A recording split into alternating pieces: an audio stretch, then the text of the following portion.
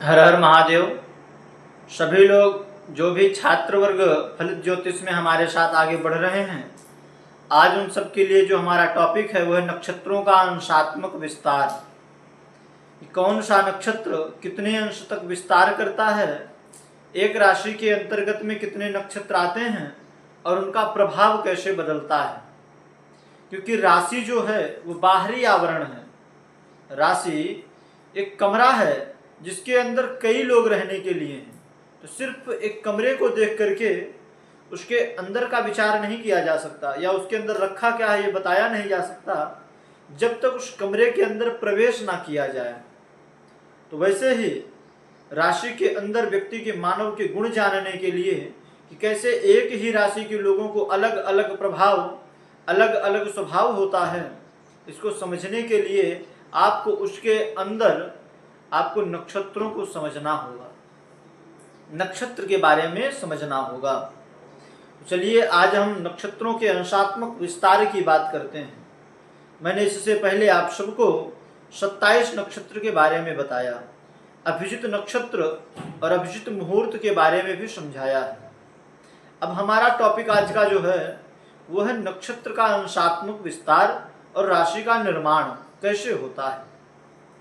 तो चलिए हम समझते हैं। सबसे पहला विषय हमारा यह है कि अश्विनी से लेकर के रेवती तक जो हमारे 27 नक्षत्र हैं, इन्हीं के अंतर्गत जब चंद्रमा भ्रमण करता है तो राशि का निर्माण, जो चंद्रमा जिस नक्षत्र पे होगा वो नक्षत्र जिस राशि के अंतर्गत में आएगा उस समय पर जन्मे हुए बालक की वही राशि होती है। तो अश्विनी भरणी और कृतिका का पहला चरण मिलाकर के मेष राशि का निर्माण होता है। जो लोग भी मेष राशि वाले हैं वो अपनी पत्रिका में देखें कि उनका चंद्रमा कितने डिग्री पर है। चंद्रमा की डिग्री से आज हम आपको अपना नक्षत्र निकालना सिखाते हैं। तो पहला नक्षत्र है, एक राशि का 30 अंश की होती है। एक राशि 30 अंश की होती है और 12 राशियों का सर्कल पूरा करते हुए 360 डिग्री या 360 अंश बोले जाते हैं। वैदिक ज्योतिष में 360 अंश, और अभी मॉडर्न डे में अगर आप अंग्रेजी भाषा को ले लें इन सब चीज़ों में तो डिग्री के रूप में उसका शब्द का प्रयोग होता है। तो 360 डिग्री यानी 12 राशि, नक्षत्र भी 360 डिग्री ही हैं। दूसरा विषय कि एक राशि के अंदर कितने नक्षत्र आते हैं। तो एक राशि के अंदर 2.25 नक्षत्र आते हैं और एक नक्षत्र में 4 चरण होते हैं। अब यहाँ से और अंदर आपको डीप लेकर के चल रहे हैं तो एक एक विषय बहुत समझने का है, बहुत ही सावधानी पूर्वक समझिएगा कि एक राशि में 2.25 नक्षत्र और एक नक्षत्र में 4 चरण, तो 2 नक्षत्र के 8 और तीसरे नक्षत्र का 1 चरण, 2.25 का मतलब यानी 9 चरण। 9 चरणों को मिलाकर के एक राशि का निर्माण होता है। तो एक ही राशि के अंतर्गत जन्म लेने वाले बालक भिन्न क्यों होते हैं, वो ये टॉपिक है। अंदर क्या है चलिए समझते हैं। तो अश्विनी मेष राशि का निर्माण अश्विनी भरणी और कृतिका के पहले चरण को मिलाकर के हुआ है। अश्विनी 13 डिग्री 20 मिनट और भरणी का भी 13 डिग्री 20 मिनट मिला दें और कृतिका का 3 डिग्री 20 मिनट मिला करके आपकी मेष राशि 30 अंश की हो जाती है और मेष राशि का निर्माण होता है। अश्विनी का स्वामी केतु, भरणी का स्वामी शुक्र और कृतिका का स्वामी सूर्य है। इस तरह से उसके अंदर भी नक्षत्र के जो स्वामी होते हैं उनका गुण धारण होता है व्यक्ति के जीवन में। क्योंकि मेष राशि का स्वामी मंगल, लेकिन मंगल तो सिर्फ बाहरी आवरण है, उसके अंदर शुक्र, केतु, शुक्र और सूर्य की गति, ऊर्जा छिपी हुई है। अब ये डिग्री और मिनट को समझने के लिए अभी मॉडर्न डे में एक शब्द है आर्क मिनट। जो 20 मिनट है ये हमारे घड़ी का मिनट नहीं है, ये अंश कला और विकला की बातें हैं। अंश कला और विकला, ऐसे ही अब हम आगे आपको बताते हैं। एक मिनट आगे समझते हैं कि कृतिका के तीन चरण रोहिणी और मृगशिरा, रोहिणी के 4 और मृगशिरा के 2 चरण को मिला करके हमारी वृष राशि बनती है। तो आप देखेंगे कि वृष राशि का स्वामी शुक्र है, और पूर्व में हमने बताया कि मेष का स्वामी मंगल, और मेष के अंतर्गत में सूर्य नक्षत्र भी आया। कृतिका का 1 चरण था, लेकिन वृष राशि के अंतर्गत में कृतिका नक्षत्र के 3 चरण हैं। कृतिका के 3, मृगशिरा के 4। मृगशिरा का स्वामी चंद्रमा, कृतिका के बाद रोहिणी, और रोहिणी का स्वामी है चंद्रमा। रोहिणी के 4 चरण, और उसके उपरांत में मृगशिरा नक्षत्र जिसका स्वामी है मंगल, और उसका 2 चरण।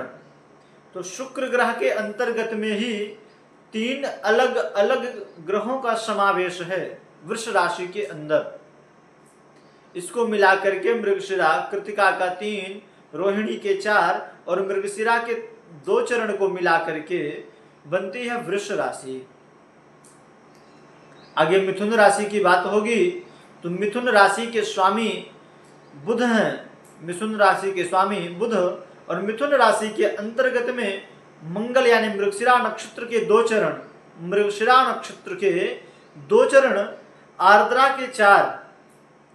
के 4 और पुनर्वसु नक्षत्र के 3 चरण को मिला करके मिथुन राशि का निर्माण होता है, और जिसके स्वामी हैं बुध। और इसके अंतर्गत में मृगशिरा यानी मृगशिरा का स्वामी मंगल, आर्द्रा का स्वामी राहु, और पुनर्वसु नक्षत्र के स्वामी आपके गुरु।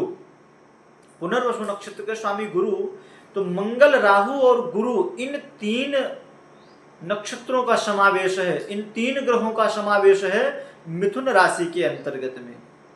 चौथी राशि है हमारी कर्क, जिसके स्वामी ग्रह चंद्रमा सौम्य प्रवृत्ति, जल के कारक, और चंद्रमा स्त्री कारकत्व लेकर के चलते हैं, शीतलता को देने वाले।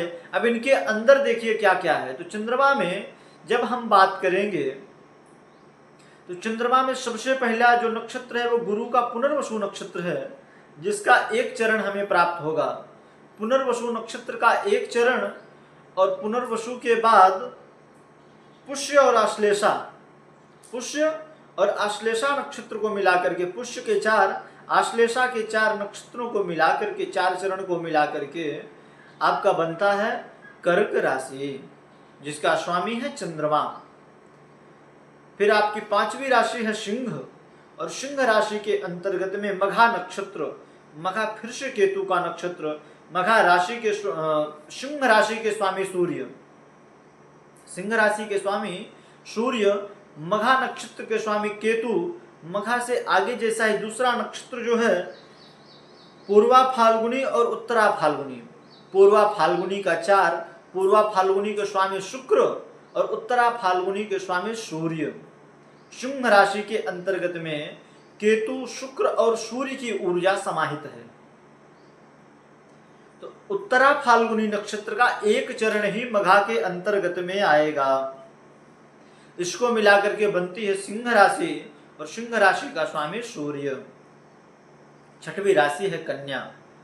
कन्या राशि के अंतर्गत में पहले सूर्य का ही ऊर्जा समाहित है। सूर्य की 3 चरण, उत्तरा फाल्गुनी के 3 चरण, उत्तरा फाल्गुनी, हस्त और चित्रा, हस्त के 4 चरण और चित्रा के 2 चरण को मिला करके बनी है आपकी कन्या राशि, जिसमें सूर्य, चंद्र और मंगल की ऊर्जा समाहित है।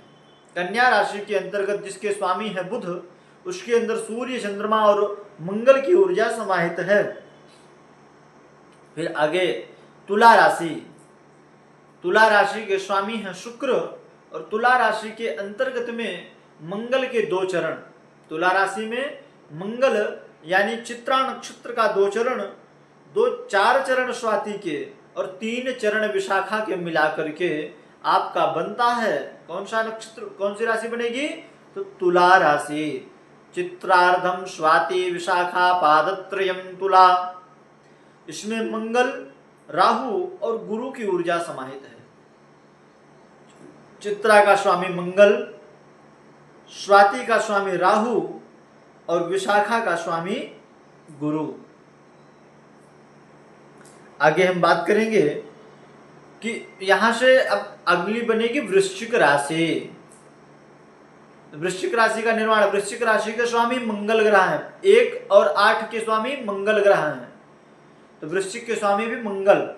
वृश्चिक राशि कैसे बनती है? विशाखा पादमेकम अनुराधा ज्येष्ठांतम वृश्चिकः। विशाखा नक्षत्र का पाद 1, विशाखा पादमेकम, अनुराधा, अनुराधा के 4, अनुराधा ज्येष्ठांतम वृश्चिकः, और ज्येष्ठा के अंत की 4 घड़ी को मिला करके वृश्चिक राशि का निर्माण होता है। अनुराधा नक्षत्र, विशाखा नक्षत्र, विशाखा पादमेकम, विशाखा नक्षत्र देवगुरु बृहस्पति का, और अनुराधा नक्षत्र शनि, अनुराधा नक्षत्र शनि महाराज का, और अनुराधा ज्येष्ठांतम वृश्चिकः, ज्येष्ठा नक्षत्र बुध। तो इस राशि के अंतर्गत में देवगुरु बृहस्पति, शनि महाराज और बुध की ऊर्जा समाहित है, और इसके स्वामी ग्रह मंगल हैं। 8 राशि आपकी हो गई। 9वीं राशि है धनु। फिर से एक नया सर्कल चालू होता है। फिर से नई सर्कल को आप कैसे समझेंगे? तो 9वीं राशि है धनु। धनु राशि के स्वामी देवगुरु बृहस्पति। तो धनु राशि के अंतर्गत में जिन जिन नक्षत्र और उनकी ऊर्जा है वो हम आपको बताते हैं। तो धनु राशि के अंतर्गत में मूल नक्षत्र केतु का नक्षत्र है। मूल नक्षत्र मूलंच पूर्वाषाढ़ा उत्तरापादे धनः। मूल, पूर्वाषाढ़ा और उत्तराषाढ़ा का पहला नक्षत्र यानी केतु, शुक्र और सूर्य का एक चरण मिला करके आपकी धनु राशि का निर्माण होता है। धनु राशि के बाद 10वीं राशि आपकी मकर राशि, और मकर राशि के स्वामी ग्रह शनि महाराज। मकर राशि के स्वामी शनि ग्रह हैं।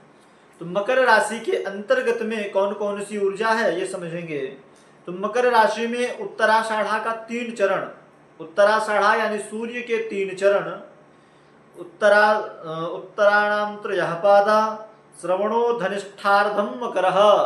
श्रवण राशि, श्रवण के स्वामी ग्रह चंद्रमा। धनिष्ठार्धम मकरः, धनिष्ठा नक्षत्र का 2, धनिष्ठार्धम, धनिष्ठा को आधा करेंगे तो उसका 2 चरण मिला करके 9 चरण बनने पर धनिष्ठा के स्वामी मंगल। तो मकर राशि जिसके स्वामी ग्रह शनि है उसके अंदर सूर्य, चंद्र और मंगल की ऊर्जा समाहित है। आगे फिर अगली राशि कुंभ राशि।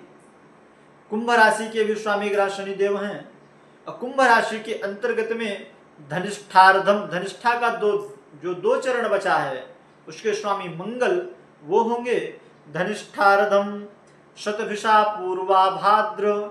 धनिष्ठार्धम शतभिषा, शतभिषा के 4 चरण और पूर्वाभाद्रपद के 3 चरण।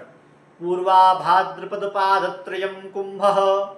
धनिष्ठा के 2 चरण, शतभिषा के 4 और पूर्वाभाद्रपद के 3 चरण को मिला करके कुंभ राशि का निर्माण होता है, जिनमें किसकी किसकी ऊर्जा है? धनिष्ठा यानी मंगल, शतभिषा राहु और आपका पूर्वाभाद्रपद देवगुरु बृहस्पति की ऊर्जा कुंभ राशि के अंतर्गत में समाहित है। आपकी आखिरी राशि और मीन राशि। मीन राशि के जिसके स्वामी देवगुरु बृहस्पति, देवगुरु बृहस्पति को धनु राशि का भी स्वामित्व है और मीन राशि का भी स्वामित्व प्राप्त है। तो देवगुरु बृहस्पति जिस राशि के स्वामी हैं उसके अंतर्गत में, उसके अंदर जो जो ऊर्जा समाहित है वो देवगुरु बृहस्पति, पहला तो उन्हीं की ऊर्जा क्या है?